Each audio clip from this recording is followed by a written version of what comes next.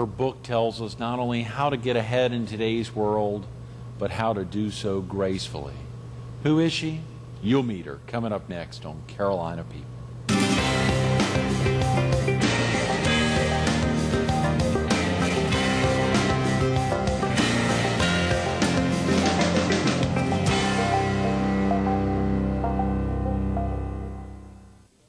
Good morning. Welcome to Carolina People. This morning we're at the Myrtle Beach Herald. We're focused on footprints on the heart. And we're visiting with Dr. Muriel O'Tuel, its author and a motivational speaker. Good morning, Dr. O'Tuel. Good morning to you. Thanks so much for coming in. What a pleasure. On a Thursday. It's exciting. Of course, we're even more excited to try to get you back tomorrow. I hope we can get you back in. Yeah, it's tough to know on a morning if, can I get up tomorrow morning too? I'll be here. We'll make an effort. That's right. Right. We'll make an effort.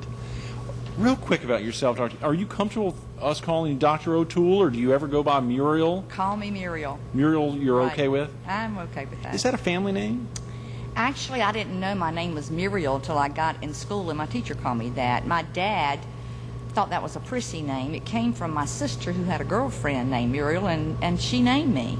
But I don't know if I should tell you what I was called before first grade. No, let's hear it. You mean your dad's nickname? Or your Well, dad's name? the way Or he just pronounced Muriel was Merle. Merle, like M-E-R-L-E, like Haggard. And after I left to go to college and on my way, if the phone rang and they wanted to speak to Merle, I knew it was somebody from home. You knew someone from home was calling? Right. Home is where, Muriel? Home is in Columbus County, which Great. joins Part of our viewing Overy area. County. Absolutely. Yes. And actually my hometown is Tabor City, North Carolina. But I grew up on a farm about 4 miles outside of town, which seemed like 40 miles when I was growing up. Right. Is that 4 miles this side of town, or It's of Tabor 4 City? miles on 701 going toward Whiteville, North Carolina. Okay, yeah, great. I'm sure a lot of viewers are familiar with that area. Obviously, the bulk of our viewers are in the PD and in southeastern North Carolina. When we think of southeastern North Carolina, we're talking about Robinson and Scotland, but obviously Columbus and Brunswick probably think of themselves as southeastern North Carolina. And actually, Tabor City, I think, is the most southeastern town in North Carolina. Is that right? So coming to the beach was an annual thing. We'd come and have a fish fry sometime during Thanksgiving week. That was big when I was growing up. Fish fries here at the beach? Now, was Myrtle Beach a happening place to visit? And of course, again, not to disenfranchise our viewers in other areas, but was it a happening place to visit? Actually, it was in the fall or at Thanksgiving time. It was sparsely populated, and we would go and watch the fishermen bring the fish nets in at Cherry Grove and buy several pounds of fish, and we would find a place and just cook out of doors. We didn't spend the night. We'd go back home, but we'd fry the fish and enjoy an outing at the beach. Oh, yeah. But we didn't go in swimming, that wasn't swimming time. Yeah. Right. Well, of course, that was before 22 and 31 and some of those great roads that have, even before even some other roads. I don't want to date you, Muriel, by gauging what roads. To date you, my father, the first time he came to the beach was in a wagon train with some people. They had to stop and spend the night getting from Columbus County to the beach. No way. Yeah. So, I go way back. That's hilarious. Do you still have family in Columbus County? I do. My parents are dead now, but I have brothers and sisters in Columbus County. Is that right? You get together with them often? I mean, in Norway, they're with an adjacent county. Well, we get together. They come to see me at the beach, and our paths have taken different twists and turns, but we do get together, and it's amazing to see how I have sort of left the nest, and they're still there around the acreage where we grew up on the farm. So my mother had 8 children born at home. Wow. In the house? In the house. Wow. Yes. And she never drove a car. She never ate a French fry. She stayed at home, and that's where I grew up, is working on the farm and then going to school. School was my liberator. So I was very domesticated, very much a farm girl, a country bumpkin. A country, and you called now when you went off and school was, am I correct, at St. Andrews in Laurinburg, or Actually, was you somewhere yes. else before that? In fact, just a few weeks ago, I went to Salisbury, North Carolina, to a wedding. Right. I only knew the groom and his mother. And someone said, "You're going to drive 4.5 hours to a wedding?" But it was this young man's grandfather who was my principal in Tabor City. he took me to a college. I didn't know where we were going because I wanted to be an English teacher like my English teacher, Beth Woody, and no scholarships were going for English majors. So I had graduated from high school, no scholarships were available, and my principal sent word to me. We didn't have a telephone. Sent word, meet me in Tabor City. I'm taking you to a college. And that was a college that is now St. Andrews. He took me there, introduced me to the president, Wow. gave him $100. I thought it was enough money for 4 years and graduate school because I'd never seen that kind of money. Oh, yeah. And that's how I got in college. Now, why did the principal do that, Muriel? He told the president that I had a lot of potential. And the president looked at me like, well, I don't see it right now, but. And that was my journey and how I got into college. And so I finished college in 2.5 years. Is that right? I did. Wow. It didn't cost as much when you go in 2.5 as 4. That's right. But it wasn't only $100 for 2.5 years. Right, and I actually graduated in the first class at St. Andrews Presbyterian because the college I was in merged and became St. Andrews Presbyterian College. Here in our viewing area as well, of course, Laurinburg's in the viewing area. Oh, yeah. And it's a great town. You know, fascinating. I wonder if have you ever taken the time to see if there were other folks that the principal did that for and get together with them, find out what happened to them, or do you ever keep in touch with that principal? Oh, yes, I kept in touch with him. In fact, as he grew older, I kept in touch with my first grade teacher that we'll probably talk about later, but I kept in touch with these people who helped me to get out of the mindset of living on a farm, to expand and to realize potential. I kept up with them. When I'd come visit my parents, I'd go see that principal, I'd go see my first grade teacher. So I was visiting him in his later years in Rock Hill, he lived near his daughter. And I asked him, I said, now that I reflect on that day, you just walk in, you introduce me, you give the president $100 and say, you know, she's yours. And he said, it's all in relationships and network. And he says, Muriel, you talk about that. He said that this president was the minister of a church in the Wake Forest area. Right, sure. And he had done some mission work with him. They started a little mission church. And so he said he found out he was president of a college and called him up and said, you know, Marshall, I helped you with a little mission back in 1920, and I have a little mission of my own, and I'm bringing her up on Saturday. Wow. And that's how it happened. Wow. So that's the guy, the grandfather. His grandson got married a few weeks ago, and I attended that. Isn't that incredible? What an amazing story. Yeah. Absolutely. So, You yeah. know, the great thing is there's probably lots of examples, similar things like that, lots of Yeah. examples of could be great stories, but folks just don't take the time to tell them. Like little things that have some domino effects or some Right. dots that could be connected. People just don't take the And time to put them together. when I speak and tell the story, people will get in line to talk to me, to tell me if I'm in the area, stories about the same principal. In fact, Rita Gum with the Carolina Opry, Right. she's much younger than me, and the principal had retired at the time, but he still kept up with young people. He was so eager for young people to make it, to find a better life for themselves. And at that time, Rita was a young single mom, and he went to see her and said to her, you need to go back to night school and get your GED and do something with your life. And she told me that story because she had either read the book or heard me speak, and it's amazing there are lots of people out there. So these people who make such a difference, I thought they singled me out to help me. I found out they've helped hundreds. Right. Oh, yeah. So yeah, that's how it works. Isn't that great? Yeah. Golly, Muriel. Great story. That must have been great growing up. And, of course, you said you had 7 brothers and sisters. 7 brothers and sisters, all born there on the farm. And obviously, as you said, since some of them are still living in Columbus County, some of them probably stayed there. Yeah, they all stayed there. I was the only one who left. Wow. The only one. I think they thought I was a gypsy or something, but none of them had went to college. I was the first one in the family to break that mold. So anyway, they thought I was a gypsy or just... Have you ever thought about yourself as a gypsy? You know, I mean, they thought that. Have you ever thought of yourself that way? I think I'd love being a gypsy. I love adventure, and that's just brought me to places everywhere. I'll meet people, and they'll say, come to see me. And they may be in Scotland or Mexico or wherever, and that I have done a lot of travel with people I've met. So you've taken them up on that. When people say, oh, come see me in Mexico, you're like, okay, I'll be there. I did it. You do that. Right. Good That's for right. you. I Wow, sure that's do. exciting. Do you ever take folks with you, or Sometimes I do. I have a dear friend named Paula Gorgay who her son was in Scouts with my son, and Boy Scouts have been such a big part of our family life, and she grew up in Budapest. Really? And when she was going back to visit some of her relatives, she said, "Would you like to go?" Thinking I would not go. Oh yeah, sure. No but chance. we spent 2 weeks in Budapest. No and way. Had a wonderful time. So yeah, I'm game. That's great. Yeah. That, you know, of course, when you think about it, I know you're working on number 2. Am I correct? This is book number 1. Yes. Footprints on the Heart. Right. Footprints on the Heart, and on and of are pretty close to each other. I hope I didn't say of the heart, but footprints on the heart, the caring path to prosperity. And in this case, prosperity does not mean money. It Right. means a rich life, an enriched life of being fulfilled and full of joy. Mm-hmm. I like what Carol Anderson said one time. She said, she's a writer as well. She said, "I like to be around people who see joy as a duty."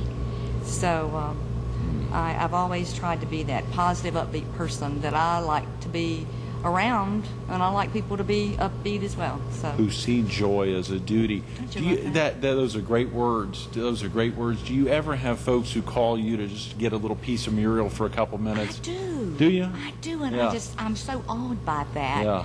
In fact, I had somebody tell me one time, "Muriel, you're having a tough time. Why don't you read your own book? Read chapter so and so." And I said, "Thank you. I'll try that." That's great. That's Yeah. great. Well, that is good to know that you can. Are there parts of the day that you're a little less bubbly or less excited or less potentially even inspirational than other parts of the day? Well, there are times when things get overwhelming Yeah. because I've had an unusual life, and for the last 10 years, not only have I tried to maintain a speaking career, but also I have a rental business. I have, we might say, vintage rentals that have been here for probably since the 50s, that when my husband died, I had to take over the rental business.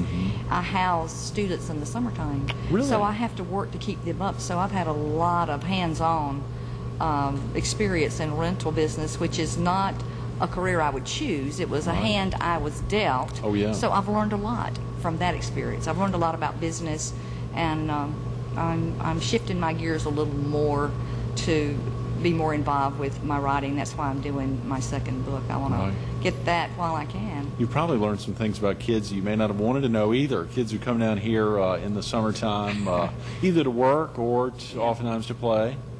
This summer we not only have 60 Campus Crusade for Christ students who are here to work and do campus outreach, but also lifeguards. Right. So I tell them their outreach doesn't have to be very far. They're just next door. Oh, yeah, absolutely.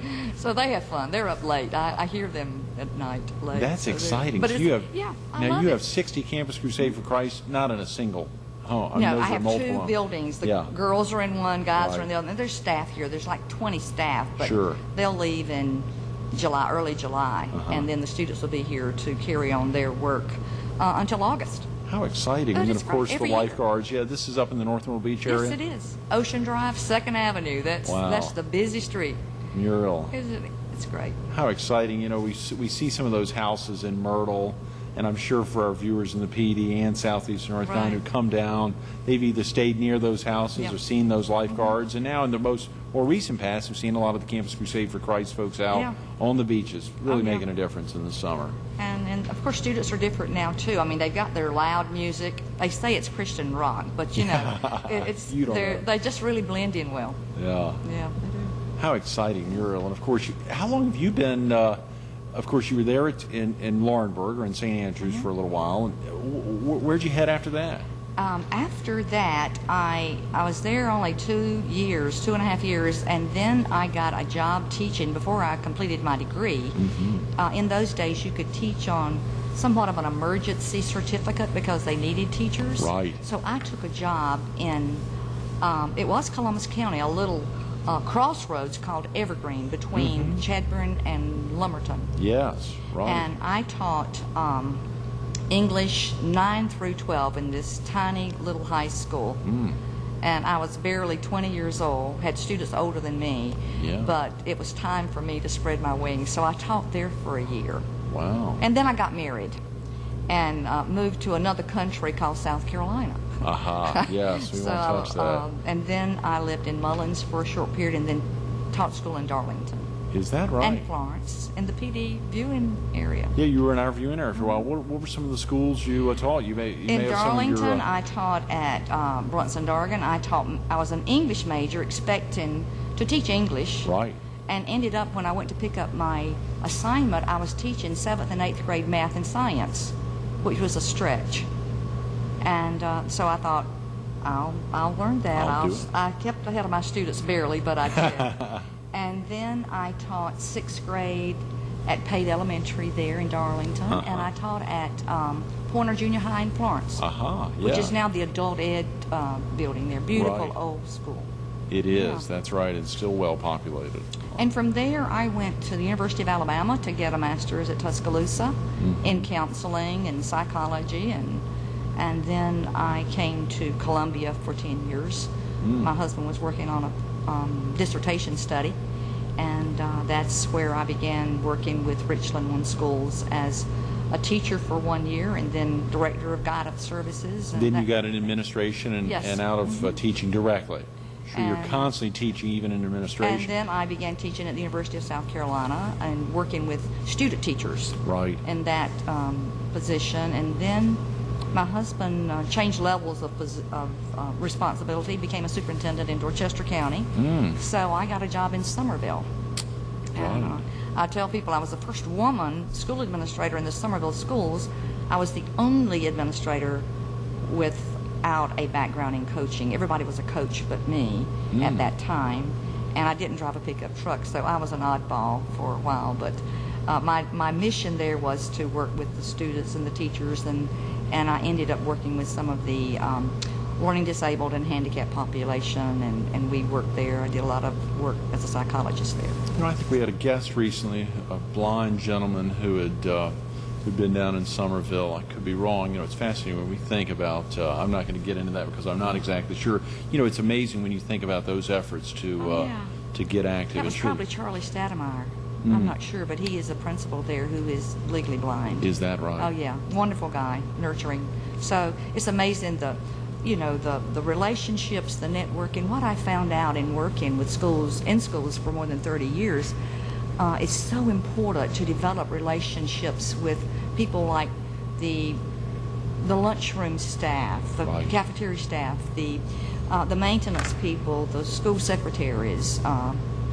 Those are the people who will be there for you. They have more credibility regarding the schools than does the superintendent or the teachers or administrators. About the individual schools. About what goes on in the schools. They have more credibility. And so I said, I'm going to make friends with them. Now, is that the first time you've ever said that, or you've been saying that for a long time? No, I know that, and I've read camera? some research on that. I tell whatever group I'm working with, and I work with a lot of schools. In fact, this fall I'm going to be doing a kickoff for the Mullins, the Marion County schools in Mullins. And I tell them, value your support team, all of those people who help make the system go, because they are so valuable and they have more credibility. When people stop them on the street or see them in church or in the grocery store or wherever, they listen to what they say more than they do those in leadership positions. So wow, it's amazing. Never heard that. But that's how it works. Yeah. It's that, it's sometimes the maintenance people.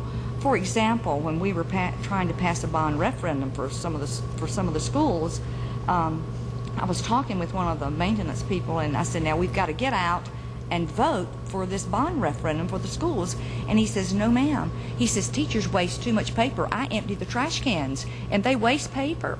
So that's his mindset, you see, that we don't need money, we waste. So you've got to be sensitive to all those people who are part of the team.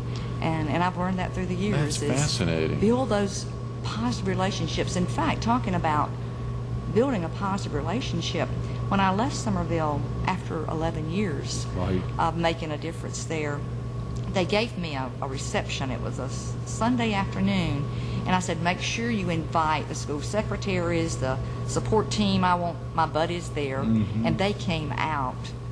They really came out. And one of the older lunchroom workers named Maisie Brown put a little envelope in my pocket because they were giving me prints and mementos of my years there, and Maisie stuck an envelope in my pocket, and I knew there was no money in there, but I couldn't wait to see what she may have written because I didn't know. I was just interested in seeing, and she had bought a little card that probably cost 50 or 75 cents, and that card said, "Some people come in our lives and quickly go, others stay a while, leaving footprints on our hearts, and we're never ever the same." I kept reading that.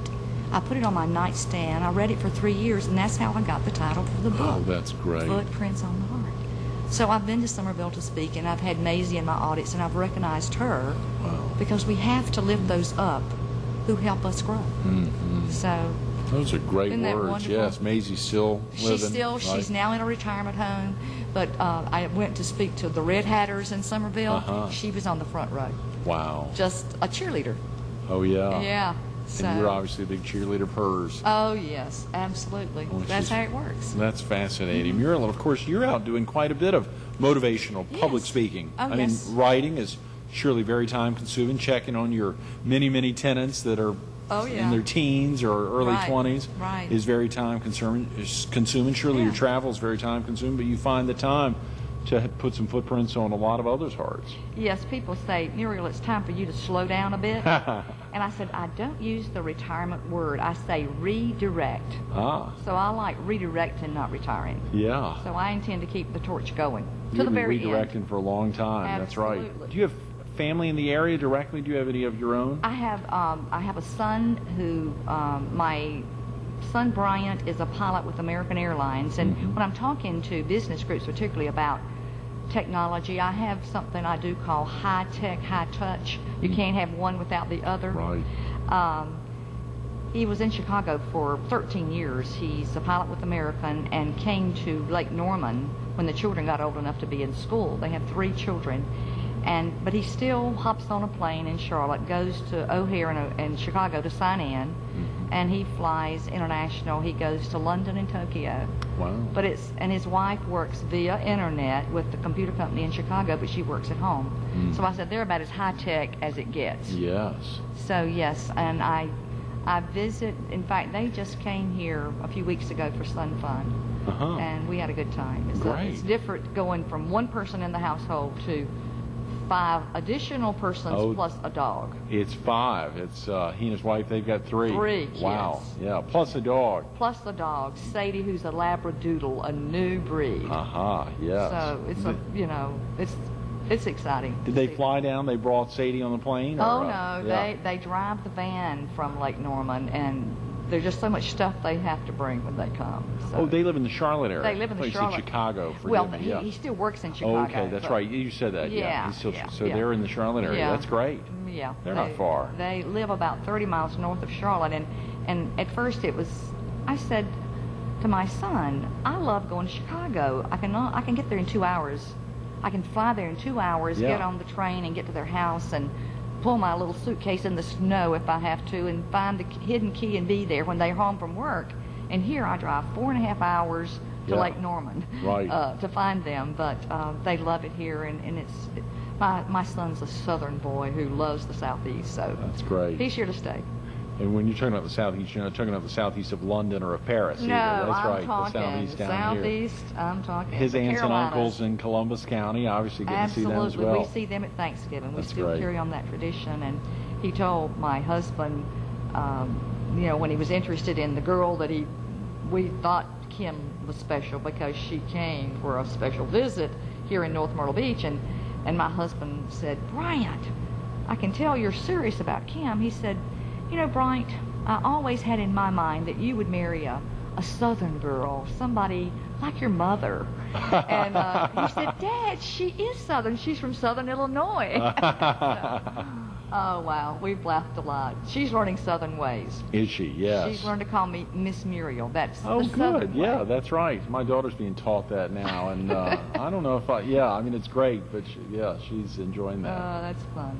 Yeah. That's exciting, Muriel. Well, there's so many things, and of course, we haven't touched on much of your motivational speaking yet. We sure want to get into that, as well as breaking down Footprints on the Heart. Would you be willing to come back with us tomorrow morning to share a little more? I'll be here, Greg. Okay. It's a pleasure. Fantastic. Thanks so much. Stay tuned to more Dr. Muriel O'Tuel coming up next.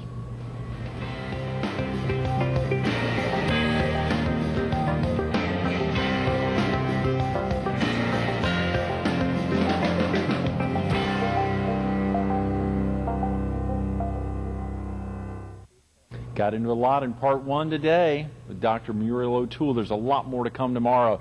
We'll talk about Footprints on the Heart. We'll get into motivational speaking. There's a heck of a lot personality shapes. We've got to touch on that. We've got to get into some of those 5 counselors you meet in heaven.